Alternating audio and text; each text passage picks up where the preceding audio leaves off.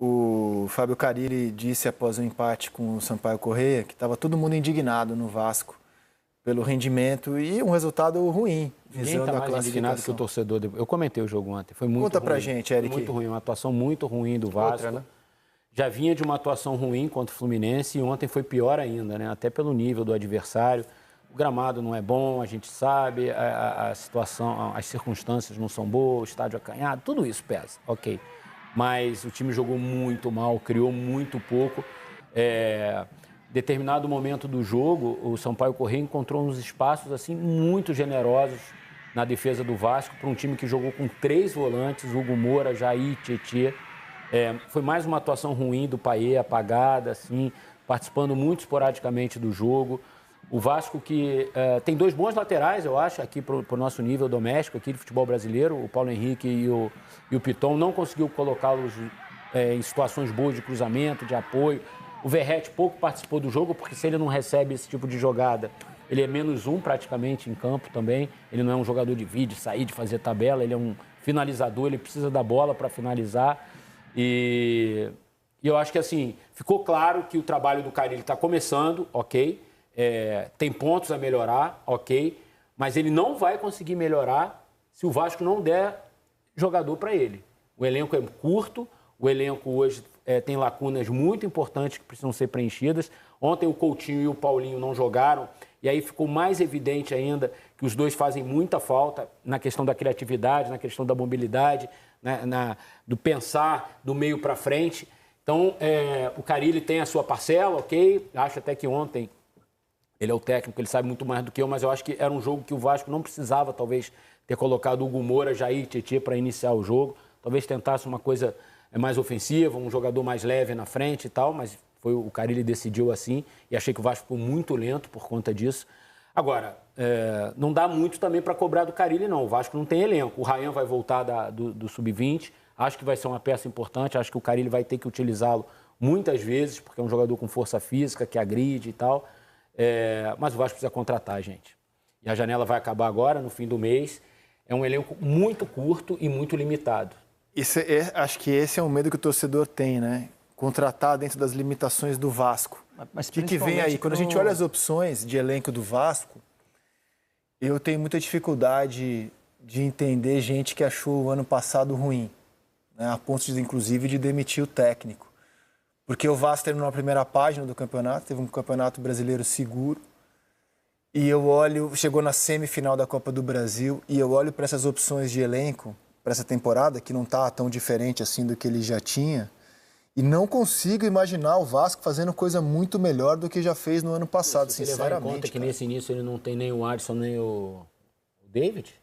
São jogadores que são importantes, ou foram importantes enquanto tiveram... E tem um jogador caro como o Payet, que hoje eu acho que é muito mais problema que solução, porque você tem um investimento alto e para um elenco limitado, porque, assim, o Payet não consegue ser um jogador extra-classe. Aos 30 do primeiro tempo, né?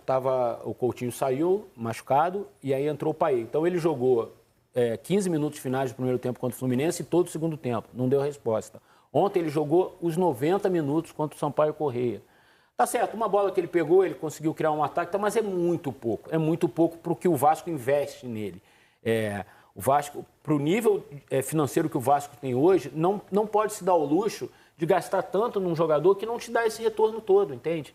Então, e nunca deu, essa, mas tem essa... eu acho até que quando ele chegou, ele foi importante naquele momento que o Vasco precisava para sair do rebaixamento. Ele fez gols importantes em São Januário, de vitórias importantes. Mas é pouco. É pouco. É isso. Não, precisa de jogadores, principalmente velocidade pro ataque. O Carille, ele opta por não escalar esses caras. Mas, de novo, eu acho que ou o Vasco, ou os próprios jogadores. Se eu sou os próprios jogadores, eu tinha pedido para sair. O Vasco tem alguns jogadores de lado, de ataque, que o técnico não acha bom o suficiente. Ele prefere botar o Jair na ponta direita, o Paulinho na ponta direita, o Tietê na esquerda no clássico contra o Fluminense. Agora ele prefere...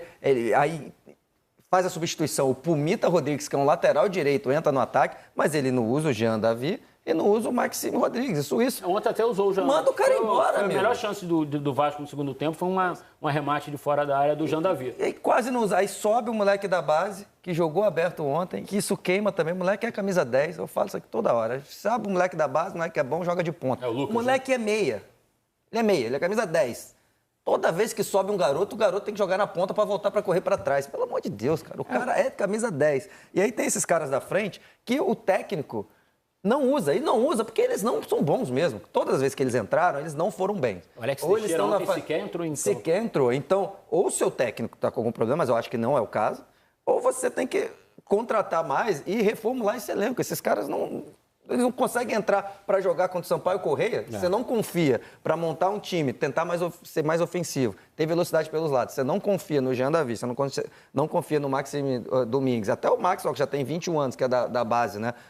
Que chamam de alegria. Se o técnico não confia nesses caras para serem titulares, ele prefere ficar botando um monte de volante, um monte de meia. E o time está lento, claramente está lento. É um problema de elenco que o Vasco tem. Depois a gente vai poder começar a falar também do Carille, da montagem de elenco.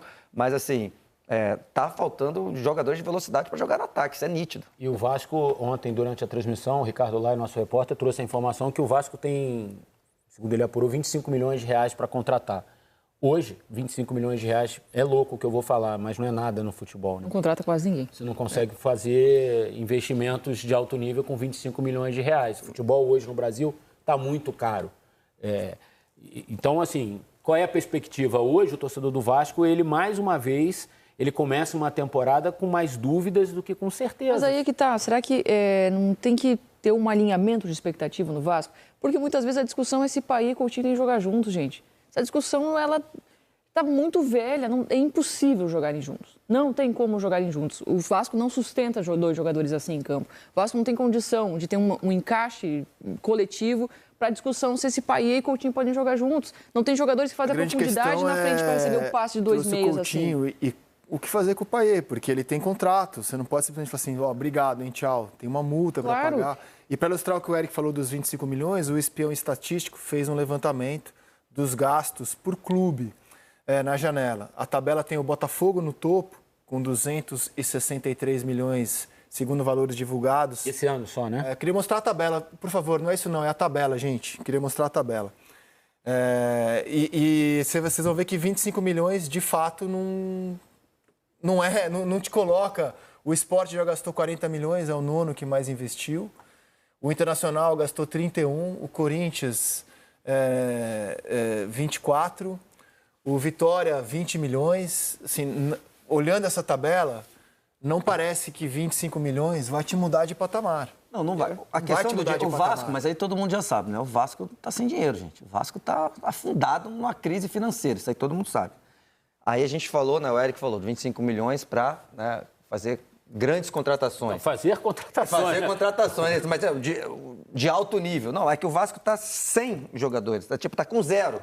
Se contratar um cara de baixo nível, já vai te melhorar. Você está sem nenhum, seu técnico não escala o atacante que você tem, que você não tem atacante. Você vai contratar um, mesmo se ele for de baixo nível, já melhora. Mas foi isso que aconteceu, aí você contrata eu acho, de né, médio. O Vasco inchou o elenco com um monte de jogadores e aí ficam lá o Davi, o Suíço, o Maxime... jogadores que não são utilizados. Claro, e aí você vai só inchando o elenco, né? Se tem o Adson e o David, já tem 2 titulares. Melhor, claro, a gente tem que lembrar disso. Mas lesões acontecem, por isso você precisa ter um elenco. Exato. E tem um setor defensivo o Ryan, também. a gente está imaginando, está ali na seleção brasileira sub-20, a gente está imaginando que ele possa voltar e conseguir dar resposta no profissional, que até hoje ele não deu. Acompanho muito o Ryan na base, foi muito bem na base, agora comentei o jogo dele ontem, fez gol com a seleção brasileira, mas assim, ele ainda não... É uma expectativa, não tem nenhum torcedor do Vasco hoje falando, opa, tomara que volte o Ryan, porque vai resolver nossa... Infelizmente, nesse momento, tá? Com todo respeito ao jogador, isso ainda não aconteceu, porque faz parte da transição, base profissional. Porque ele tem então não dá para ainda, contar, né? Tô falando, não dá para contar numa montagem de elenco, não, mas é porque a gente está sem o Ryan que tá lá. Se o Ryan fosse importante, não tinha nem liberado para ele ir. Se o Ryan fosse um cara indispensável, já titular, não tinha nem liberado para ele ir para o sub-20. Verdade também. O Corinthians, o torcedor pode olhar e falar assim, o Corinthians não contratou ninguém, como é que ele aparece ali como um dos clubes que gastaram? Bota de novo a tabela, por favor, diretor. É porque o Corinthians esse ano exerceu a opção de compra pelo Kaká, que é de 5 milhões de dólares, por isso que ele aparece ali com 24 milhões de reais. Então, o Botafogo lidera com 200... Isso também é uma loucura, né? Essa grana do Botafogo, diferentemente do ano passado, quando você tinha nomes grandes assim, com essa fortuna, hoje você É o Wendel, que ainda não chegou, eu imagino que esteja nesse pacote. O Jair, que ainda não chegou. O Arthur. O Arthur, que já Léo até Link. estreou e machucou. Léo Link, Léo Link, goleiro, reserva. É muita... Você vê que 25 milhões é praticamente 10% do que o falta Botafogo gente no gastou. Botafogo. E o Botafogo não está com o elenco completo. Falta gente cara. no Botafogo Então, ainda. é muito caro fazer futebol hoje no Brasil. O Juan também, Tá né? muito difícil. O Juan Cruz, que era base do Santos e passou pelo... Juan Seco, o Juan Seco, Juan né? Seco, né? Juan Seco, o Juan Cruz. Cruz. E o Palmeiras, com 3 reforços, já informei isso algumas vezes aqui, o clube disse que vai ser a linha das contratações desse ano. O Palmeiras vai fazer investimentos pesados em jogadores pontuais. Contei aqui que agora contei na semana passada, na sexta-feira. Andrés Pereira disse não teve acordo. O Palmeiras diz que busca um jogador do mesmo patamar do Andrés. Busca um centroavante também para chegar e jogar. Vitor Roque, né? Oi? Parece ser o Vitor Roque, Para chegar o e alvo jogar. do Palmeiras. né? Né? Então o Palmeiras está anunciando que esse ano busca reforços dessa magnitude, grandes, como grandes foram Facundo Torre, da Seleção Uruguai, e Paulinho. Diga, Jéssica, que eu te cortei. Não, eu acho que é nesse sentido. Me parece que às vezes falta esse senso de realidade para o Vasco. O Vasco encaminha para fazer mais um jogo, mais um ano de superação, de tentar equilibrar o jogo na superação, na camisa, na marcação.